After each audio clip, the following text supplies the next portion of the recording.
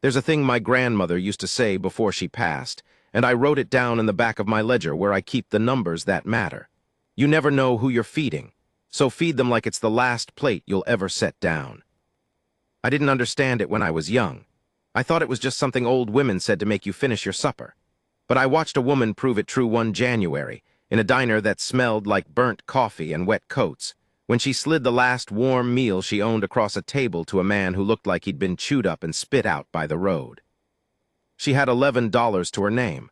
I know because I counted it later she made me.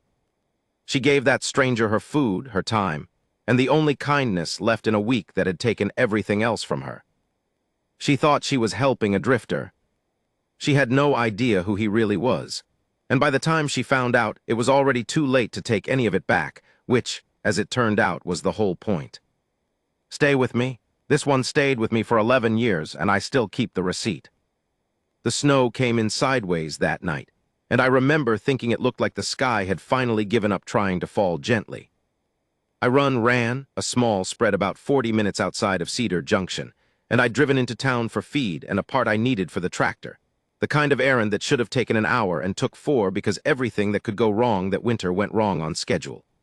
By the time I got everything loaded, and the roads turned to that greasy black ice you can't see until you're already sliding on it, I gave up on getting home. I pulled into the lot of Ruby's, which was the only place still lit up on that whole stretch of highway, and I went inside to wait out the worst of it with a cup of coffee-eyed nurse until my hands stopped shaking. I keep a ledger, always have, not just for the ranch, for everything.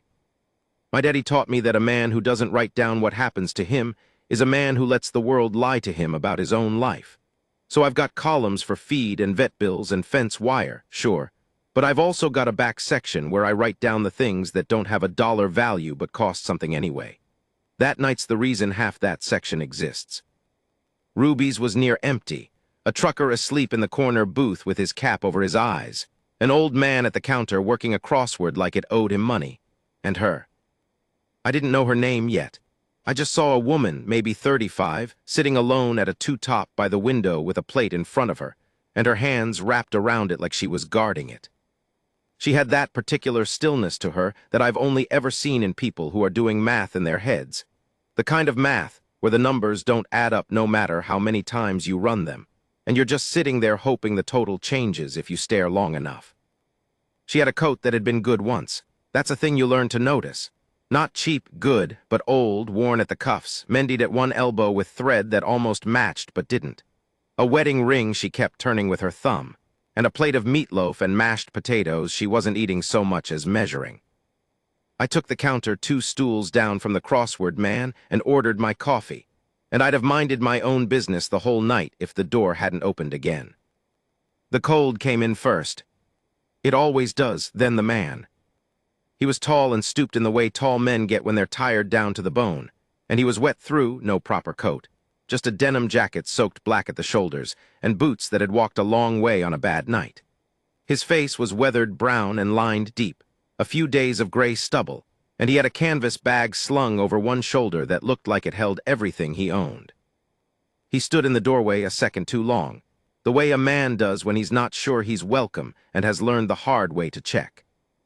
Ruby herself came out from the back, big woman, kind eyes, no nonsense, and she looked him over the way you'd look over a stray dog you were deciding about. Not unkind, just cautious. "Kitchen closes in 20, she said. "You eating?" The man opened his mouth, and I watched him do the math too. Same math the woman by the window was doing. He glanced at the menu board at the prices, and something in his shoulders went down another inch. "Just coffee," he said. His voice was rough, low, older than his face somehow. "Thank you, ma'am, just coffee's fine." He counted change out of his pocket at the counter. Actual change coins, a couple of crumpled ones.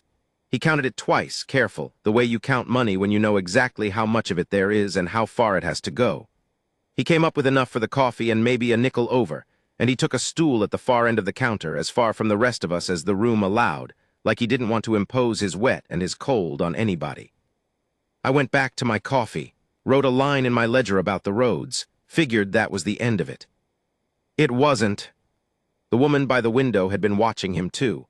I saw it out of the corner of my eye, the way her thumb had gone still on that ring. She was looking at him with an expression I couldn't place at first, and then I could because I'd seen it on my own mother's face 100 times, recognition. Not of the man, of the situation. She knew what it was to count coins and come up short. She knew it in her body. And she did a thing then that I've thought about probably 1,000 times since. She picked up her plate, the meatloaf, the potatoes, the whole warm, untouched meal she'd been guarding like it was the last one. And she got up, and she carried it the length of that diner, and she set it down in front of the stranger. "You look like you could use this more than me," she said. The man looked at the plate, then at her, and I watched something complicated cross his face, some war between hunger and pride was losing, but it wasn't going down easy. "Ma'am, I can't." "You can," she said. She sat down across from him without being asked, the way you do when you've already decided the argument's over. "I already ate half of it," which was a lie. I'd been watching, she hadn't touched it, and I can't stand to see good food go to waste. "You'd be doing me a favor, honestly." It was a kind lie. The kind that gives a proud man a door he can walk through without losing his standing. And he knew it was a lie. I could see that he knew, and he let her tell it anyway, because sometimes accepting somebody's kindness is its own kind of gift you give them back. He ate, slow at first, then not slow at all, and she talked while he did easy, unhurried talk, nothing that required an answer. About the weather. About how Ruby's meatloaf was the only good thing on that whole highway. About her drive. She talked so he wouldn't have to, so he could eat without the weight of being watched. And I sat there 2 stools down pretending to read my ledger and feeling like I was witnessing something I hadn't been invited to but couldn't look away from. I found out her name was Della. He offered his as Frank. Just Frank, no last name, the way men give their names when they've got reasons.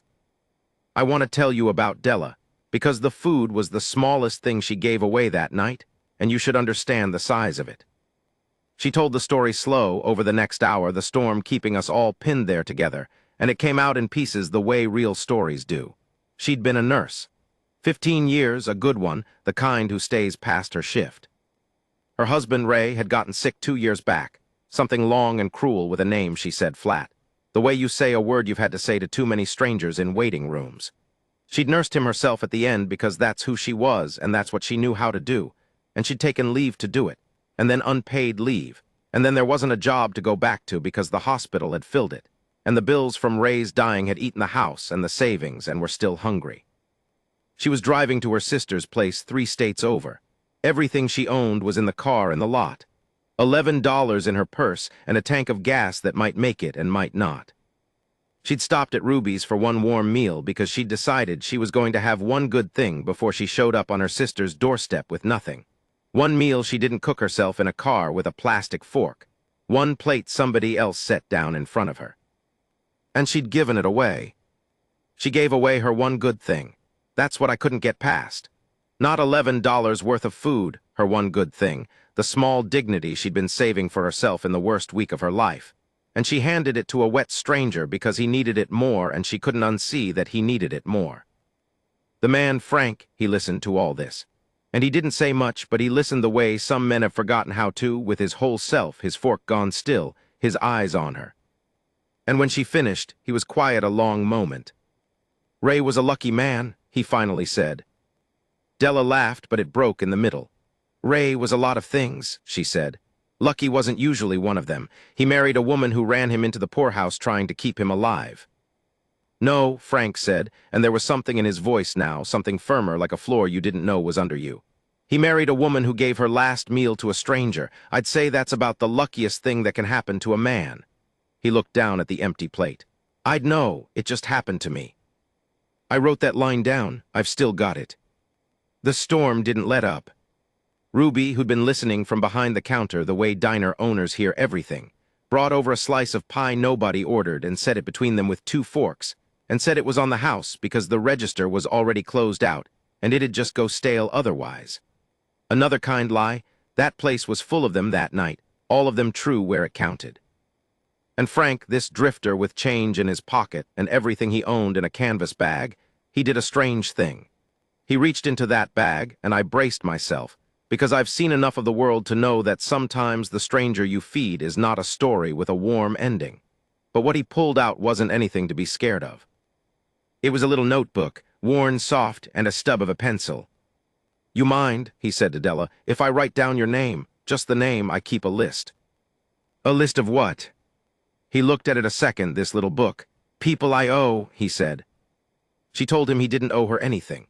He wrote it down anyway. Della, he wrote, and then he asked how to spell the diner and the road and the town, and he wrote those too, careful in handwriting that surprised me, small and neat and sure. The handwriting of a man who'd done a lot of writing in his life, which did not match the boots or the bag or the change counted twice at the counter. I noticed that, I noticed things, it's the ledger in me. I noticed his hands too when he wrote. They were weathered, sure, working hands.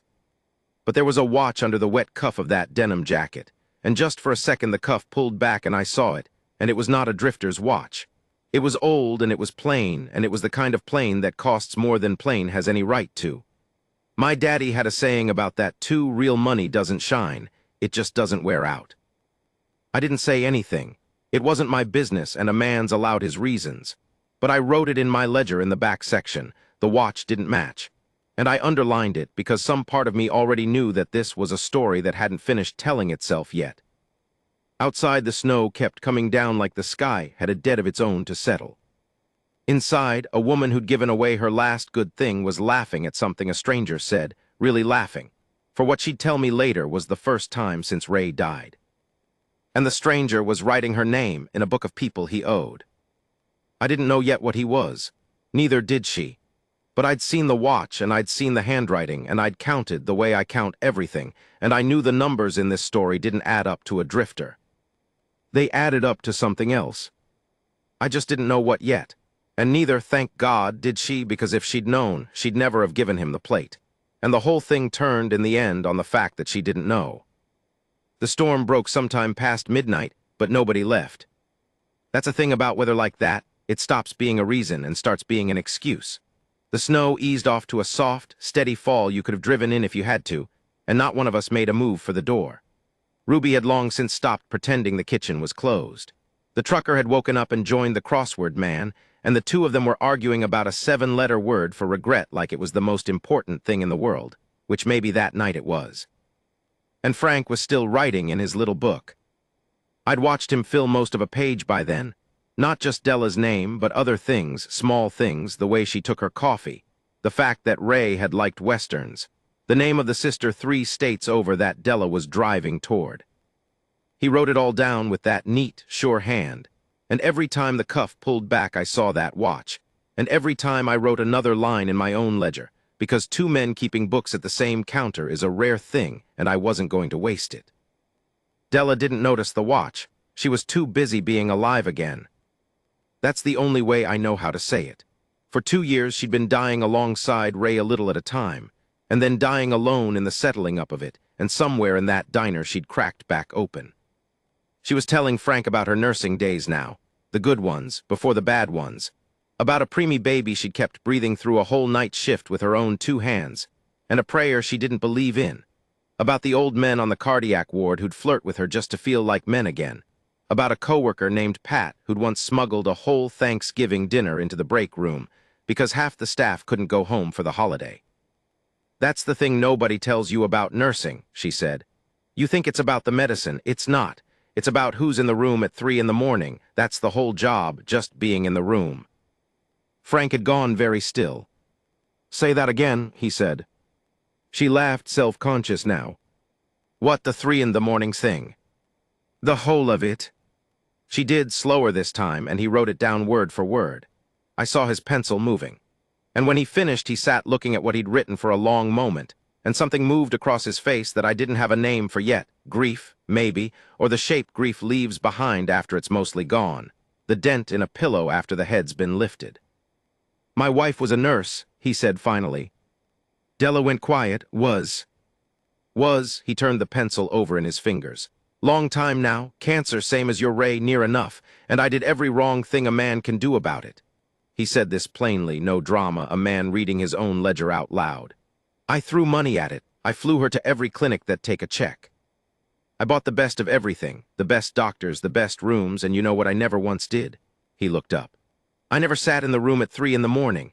I was always out in the hall on the phone with somebody, making a call, moving something, buying something, because sitting still felt like giving up and I did not know how to give up. I still don't. It's the only thing I've ever been truly bad at. The diner had gone quiet around us. Even the crossword men had stopped. She died while I was on the phone, Frank said. Hall outside her room. I was arguing with a specialist in another state about an appointment she didn't live to make. He set the pencil down.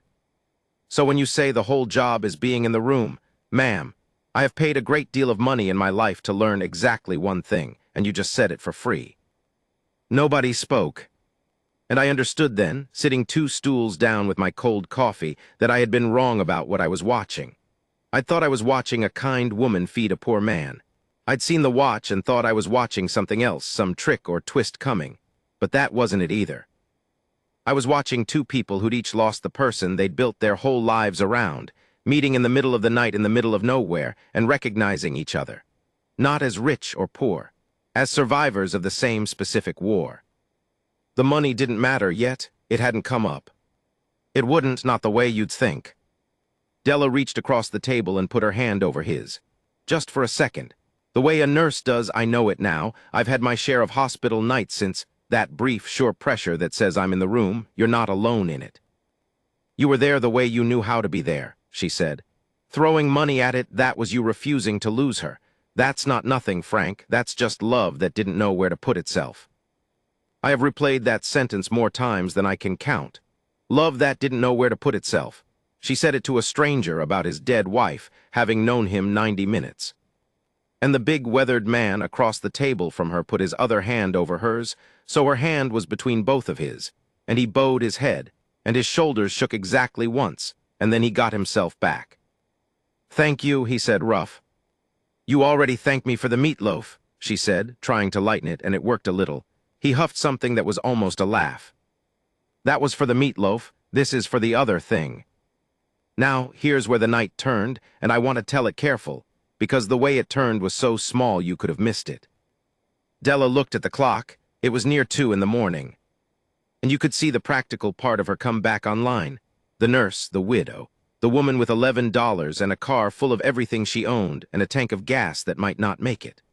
The warmth of the last 2 hours ran up against the cold arithmetic of her actual life, and I watched the arithmetic win, the way it always does eventually. I should try to sleep a few hours, she said. I'll bed down in the car, get back on the road at first light. Sister's expecting me by tomorrow night. You're not sleeping in a car in this, Ruby said from behind the counter, not even looking up. There's a cot in the back, it's yours. Ruby, I can't. You gave your supper to a stranger, honey. You don't get to lecture me about what a person can and can't do. Ruby finally looked up. Cot's yours, that's the end of it. And Frank, I was watching Frank. Frank had gone quiet again, but it was a different quiet now. A working quiet. The quiet of a man who has just seen a thing clearly and is deciding what to do about it. He looked at Della. He looked at the window where her car sat under a blanket of snow, everything she owned inside it. He looked down at his little book of people he owed. And he asked her a question that seemed like nothing at the time. This sister of yours, he said. She got room for you. Real room, a place you can land and stay a while and get your feet back. Or is this one of those where you show up and you're both just pour together in a smaller space? Della didn't answer right away, and the not answering was the answer. She's got a couch, Della said finally, and a good heart and 2 kids and a husband who's out of work, so, she turned her wedding ring. It's a soft place to land for a couple weeks. It's not a life, but it's what I've got and I'm grateful for it and I'll figure the rest out from there. I always figure it out. I don't doubt that, Frank said, and he wrote something in his book and he didn't tell her what. I saw it though. I'd shifted on my stool to stretch my back and I saw the page, upside down in that neat sure hand, and it was not a note about her coffee or her sister. It was a number. A big one, followed by a word I couldn't read from the angle. But I could read the number just fine, and the number was the kind that doesn't fit in a diner, the kind that doesn't fit in that whole town, and I felt the floor of the story drop out from under me all over again. Because now I knew, or I thought I had it figured. Rich man, dead wife, guilty conscience, meets a good woman on a bad night, decides to play savior, writes her a check, rides off feeling clean. I'd seen that story. Everybody's seen that story. It's not even a bad story as far as it goes. But that's not the story this turned out to be. And the reason it wasn't is the reason I'm still telling it 11 years later. Because Frank closed the book, and he didn't take out a checkbook. And he didn't reach for his wallet or his phone or make some grand announcement. He put the little book back in his canvas bag, and he stood up, and he stretched the way tall, tired men do, and he said the most ordinary thing. "Della, would you let me buy you breakfast? Not now, now you should sleep, but at first light before you drive. There's things I'd like to talk over with you, and I'd rather do it over eggs than owe you 2 meals I never paid back." And Della, who had no idea, who thought she was doing a kindness to a drifter one more time, who was already half asleep on her feet and running on the fumes of the first good night she'd had in 2 years. Della said yes. She said, "You don't have to buy me anything, Frank." But I never turned down eggs. And she went to the cot in the back, and she slept, and she did not know that she had just accepted a breakfast invitation from a man who could have bought the diner, the town, and the highway that ran through it, and who was lying awake that whole night in a corner booth with his little book open on the table, doing a very different kind of math than she thought he was. I know he was awake, because I stayed too. Roads still weren't right, and I'll be honest, I couldn't have left if they were. I sat at that counter and watched a man I'd taken for a drifter sit in the lamplight with his notebook, writing and crossing out and writing again, the way you do when you're trying to get something exactly right because you only get to say it once. Around 4, he caught me watching.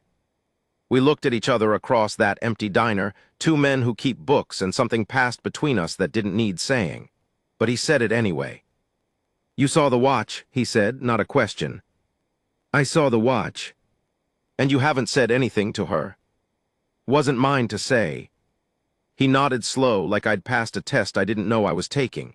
"You a praying man?" "Not usually." "Me neither." He looked down at his book. "But I've been sitting here trying to figure out how to give a woman like that something she'll actually take, and I'll tell you it's the hardest problem I've had in years, and I've had some hard ones." He tapped the pencil on the page. "You can't just hand it to her. She gave away her supper rather than take a free meal sitting down. A woman like that, you write her a check, she tears it up. Pride's the only thing she's got left, and it's load-bearing. Take it wrong, and you take the whole house down. So what are you going to do?" He looked at me a long moment, and he smiled, tired and a little sad and a little something else, hopeful maybe, the first hope I'd seen on him all night. "I'm going to offer her a job," he said. I didn't understand it yet. I would at breakfast, but that's part 3 and the sun wasn't up. Outside, the snow had finally stopped. And in the back room, a widow slept, dreaming God knows what, with $11 in her purse and no idea at all that the worst week of her life had just quietly become the last bad week she'd have for a very long time. I wrote that down, then I crossed out the last part, because I didn't know it yet either. None of us did. We only had eggs coming, and the light not up, and a man deciding how to pay a debt the woman didn't think he owed.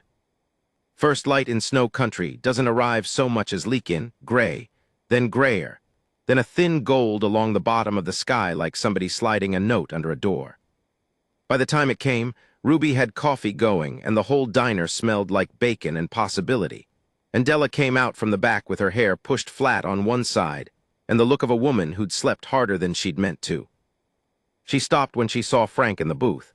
He'd cleaned up some, splashed his face, combed his hair back with his fingers, but he was still the same weathered man in the same dried stiff denim jacket, and she smiled at him the easy way you smile at someone you've decided to trust. "You waited," she said. "Said I would." She slid into the booth across from him, and Ruby brought eggs without being asked. Eggs and bacon and toast and hash browns, 2 full plates. And when Della started to protest about the cost, Ruby just set them down and walked away, because Ruby had clearly been briefed, and Ruby was not a woman you argued with twice. I was still at my counter. I want to be honest about that. I could have left by then. Roads were fine.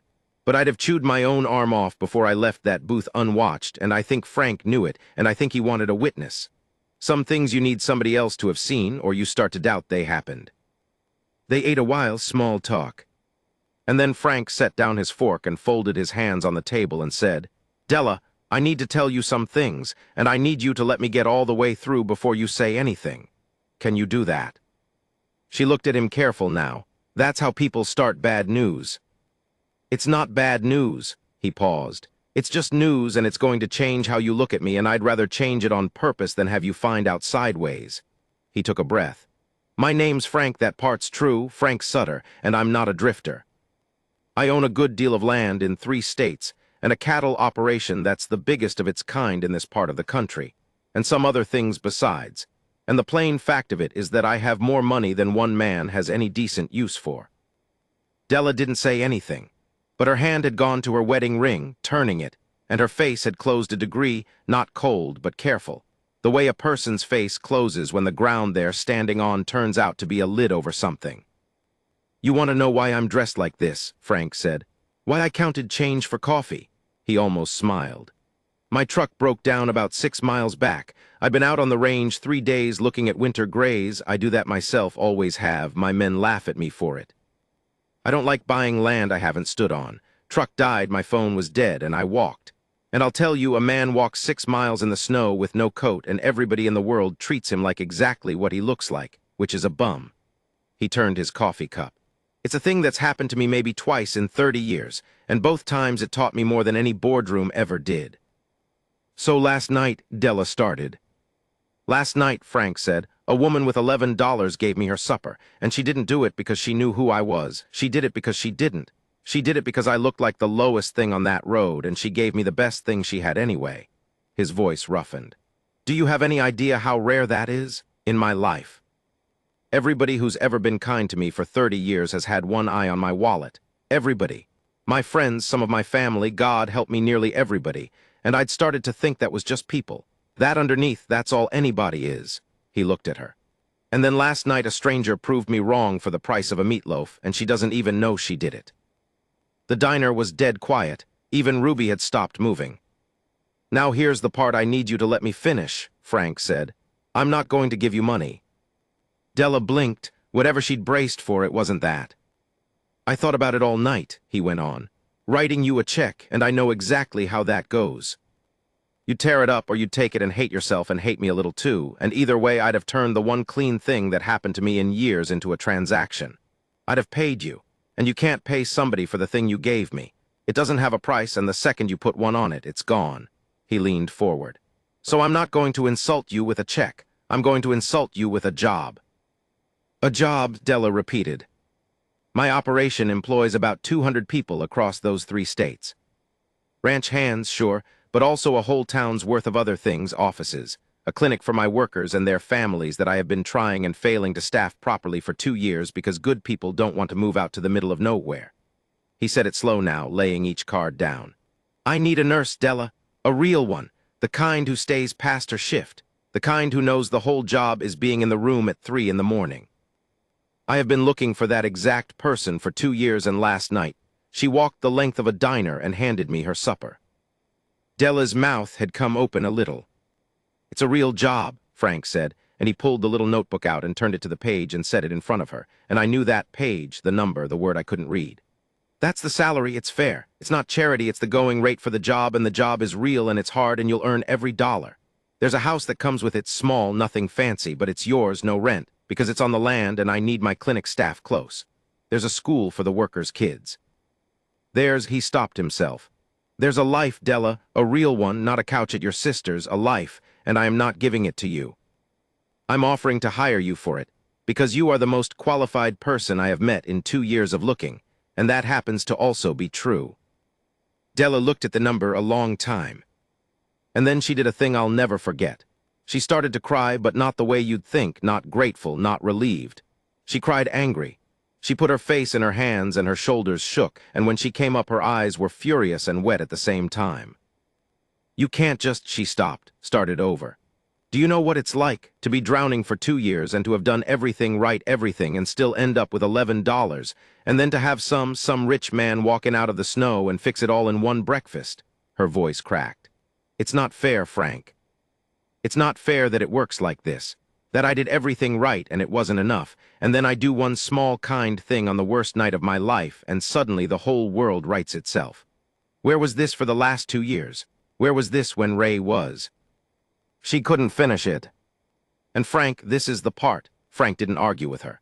He didn't tell her it was going to be okay or that she'd earned it or any of the things a lesser man would have reached for. He let her be angry. He sat there and took it because he understood, I think, that her anger was the truest thing in the room, that it was grief wearing a different coat. that she was mourning every day of the last 2 years that a kindness like this hadn't come, and that she had every right. "You're right," he said quietly. "It's not fair, none of it. It wasn't fair when my wife died in a hallway, and it wasn't fair when your Ray got sick, and it isn't fair that it takes me walking 6 miles in the snow to remember what people are supposed to be to each other." He put his weathered hand flat on the table, not reaching for her just there.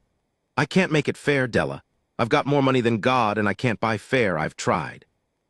But I can offer one person one real thing one time because she reminded me it was worth doing. That's all this is. It's not the universe setting things right. It's just me trying to be the kind of man my wife thought she married." Della wiped her face with the heel of her hand. The nurse's gesture brisk, done, moving on. "I'd have to think about it," she said, which we all knew meant yes. "Take all the time you need. I don't have references, not current ones, the hospital." "Della," Frank almost laughed. "You gave your last meal to a bum in a snowstorm. That's the only reference I will ever need, and it's better than any that ever came on paper." She looked down at the notebook again, at the number, at the neat, sure handwriting of a man who kept a book of people he owed and had just found a way to pay one of them that didn't cost her a single piece of her pride. And she reached into her purse, and she took out her $11, and she set it on the table. "For the eggs," she said, "and last night's coffee, I pay my own way. That's non-negotiable, and if I'm going to work for you, you'd better learn it now." Frank looked at that $11, everything she had in the world, laid on a diner table to buy her own breakfast rather than owe him one thing.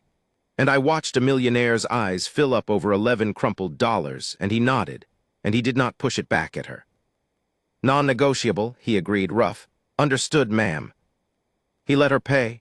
That was the last kindness, and it was the biggest, bigger than the job, bigger than the house. He let her keep the one thing she came in with. He picked up her $11 and he put it in Ruby's till himself, and Ruby rang it and made change, and it was the most expensive, cheap breakfast in the history of that highway, and everybody in that diner knew it.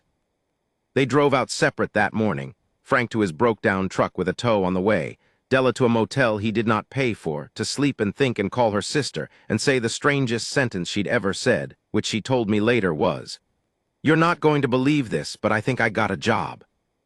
She took it, of course she took it. I heard later, Ruby kept me posted for years, that woman knew everything, that Della ran that clinic for the better part of a decade, and that she was exactly what Frank said she'd be, the kind who stays past her shift, the kind who's in the room at 3 in the morning. 200 families worth of people got looked after by a nurse who almost slept in her car with $11 to her name. I don't know if she and Frank ever became more than what they were that night. Ruby had theories. I don't traffic in theories. I keep a ledger, and the ledger only holds what I saw. What I saw was two people who'd each lost the center of their world find, in a snowed-in diner at 2 in the morning, a reason to keep going that neither of them had walked in with. I saw a woman give away her last good thing and get her whole life back. Not as a reward, she'd tell you herself it wasn't a reward. The universe doesn't work on rewards. Just as a thing that happened, because she was the kind of person it could happen to. Because she'd stayed soft in a world that gives you every reason to go hard. I still have the ledger. The back section, the part that doesn't have dollar values but costs something anyway. And in it, in my own worse handwriting than Frank's, there's a line I wrote that morning as I watched their taillights go different directions into the clean new snow. "You never know who you're feeding." And under it, because I'm my grandmother's grandson after all, and because that morning I finally understood what she'd meant.